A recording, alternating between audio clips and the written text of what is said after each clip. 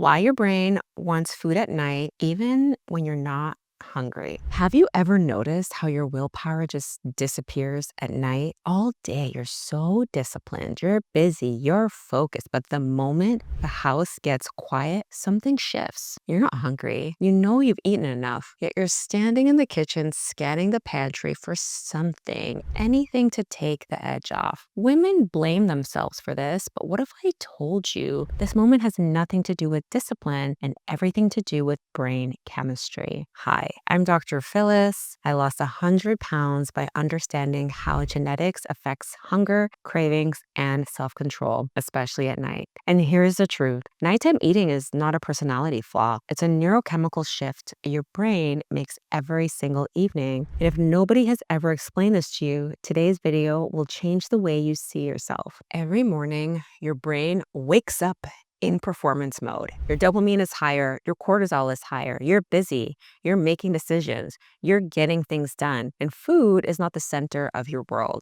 I mean, a lot of women will even skip breakfast, but by evening, your brain transitions into rest and reward mode. And here's what this means. Your reward-seeking pathways wake up, your impulse control centers get tired, and your brain starts looking for comfort, pleasure, or relief. And this shift is normal, but for some women, the shift is much stronger because of their biology. So let me show you exactly what I mean. At night, there's 3 things that happen that make food more tempting than any other time of the day. 1, your dopamine dips. Dopamine is motivation, excitement, pleasure. It naturally drops at night. If you have dopamine-related genetic patterns, you need more stimulation to feel satisfied. So your brain starts scanning the environment for something to give it that hit. 2, serotonin drops. Serotonin helps you feel calm, stable, emotionally steady, and it also helps your cortisol impulses. Serotonin also declines in the evening because melatonin is made from serotonin. For women with genetically lower serotonin activity,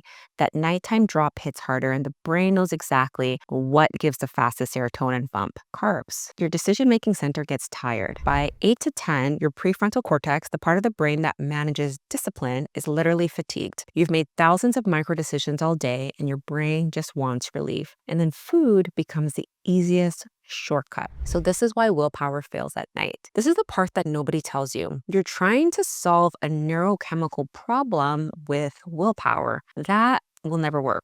And here's why. You're fighting dopamine dips, you're fighting serotonin drops, you're fighting decision fatigue, you're fighting stress that accumulated all day, and you're fighting genetics that you didn't choose. By nighttime, willpower isn't low, it's gone. Your brain is literally in a different operating mode than you started the day with. So what triggers the nighttime pull for you? Here's where it gets interesting. Nighttime eating looks the same on the outside, but the reason behind it is different for every woman. If you crave carbs, your brain is actually trying to raise serotonin. If you crave salty, crunchy foods, your brain wants dopamine stimulation. If you crave creamy, comforting food, your cortisol has been elevated all day and your body can't clear the cortisol and is trying to come down. If you are hungry but still want to eat, your reward system is activated, not your hunger hormones. If you wake up at night needing food to fall back asleep, then your blood sugar is unstable and your brain is likely protecting you from a perceived dip. Every woman has a pattern, and these patterns almost always trace back to biology, not behavior. So here's the shift that changes everything.